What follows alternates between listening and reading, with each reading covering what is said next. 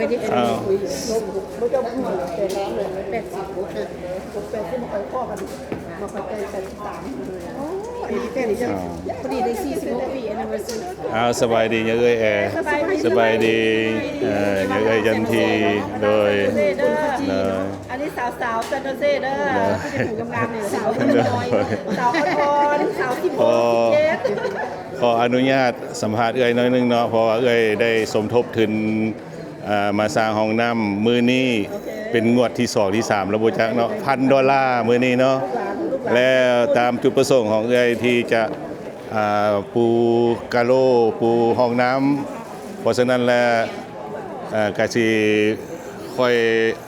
เสนอเอ้ยว่าที่แผ่นกะโหลเฮามีจำนวนหนึ่งเนาะและสิ่งที่เอ้ยเสนอว่ามีกะโหลที่จะเอามาเพิ่มอีกเนาะเป็นเบิ้งคัลเลอร์ ตอนนี้เฮาก็ไปเบิ่งตัวเก่าเฮาที่มันมีเนาะ เพอร์เฟกต์ อันไหนก็ได้ ต้องโหลดบิวต์for easy แต่ปล่อยไว้เห็นแล้วแต่ว่าเดี๋ยวนี้คอยซีเรียมขอสู้ไม่ได้ใส่แล้วมันจะยาวไปเดี๋ยวนี้เดี๋ยวมาให้คุณดู เฮามาเบิ่งกะโหลที่เฮามีอยู่เนาะว่ามันสีมันคล้ายๆคือกันบ่เนาะเอาขอเวลาน้อยหนึงที่ย่างไปเบิ่งหน่อยอ๋อเดี๋ยวดีใจที่อย่างเอ้ย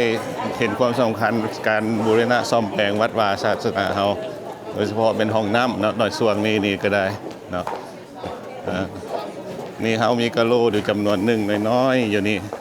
มันเป็นสีขาว อยากคล้ายๆนี่ นี่มันเป็นสีขาว พอบอกดิ ก็ยังบ่พอก็สิได้ซื้อเพิ่มอีกอยู่เนาะ เดี๋ยวไปไม่ต้องไปซื้อเดี๋ยว โอเค ทางตัวกับมือก่อนทางก็เจ้าคนเดียวก็เจ้าซีไส้บ่ไส้เราก่อน ฮะ อันนี้เท่าไหร่15บ่เท่าไหร่ ก็สิประมาณ15นี่แหละเปิดขึ้นมา15ฮะคาดว่ามัน เจ้ามีอันนี้ของเจ้ามีตัวนี้บ่ มีเท่านี้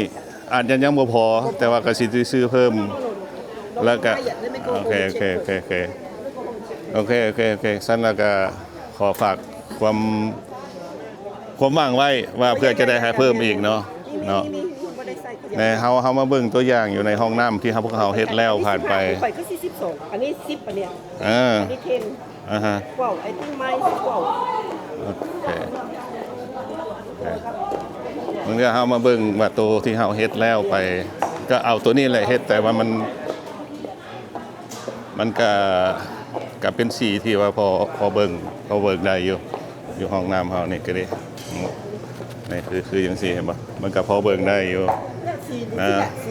little bit darker mine I think little bit darker สิ่งที่เอ้ยว่าสิจะเอามาตื่มนี่เฮาจะมาใส่ห้องนี้ห้องนี้นี่มันยังบ่มีนี่นะเอาสิเอามาใส่ห้องนี้ก็ที่เหลืออยู่หั่นแหละมาใส่กันเนาะหรือว่า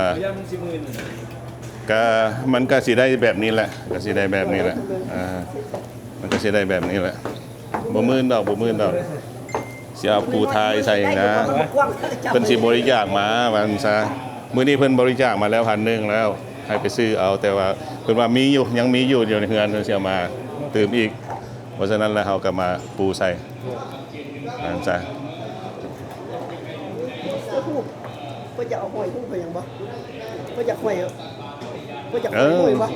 ก็บ่เป็นหยังก็โซก็สวยความงามเป็นรูปดอกไม้หรอกเป็นรูปดอกไม้หรอกเขาเอามาให้โดยมันเป็นเพ่งจริงนะเป็นยางดอกเนื้อเอามาห้อยใส่ก็มีสีสันก็มีความงามขึ้นตื่มอีกเนาะห้องนี้ก็ใส่ได้ปกติมันเป็น flowers ห้องนี้ก็ใส่ได้ห้องนึงก็ใส่ได้เดี๋ยวนี้สำเร็จแล้วล่ะความหมายว่า